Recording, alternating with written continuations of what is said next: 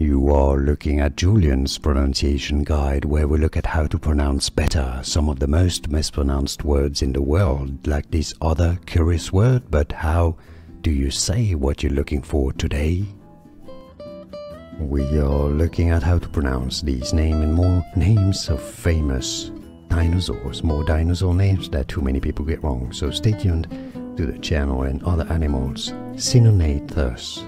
Cynognathus is how it is said. So yes, you have a silent G, and yeah, that's it. So it's not Cynognathus or Cynognathus. Cynognathus. It's easy.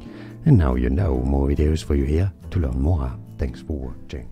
Here are more videos on how to pronounce more confusing words and names too many mispronounced. Like this video if you found it useful. I appreciate your support. I'll see you soon, and thanks for watching.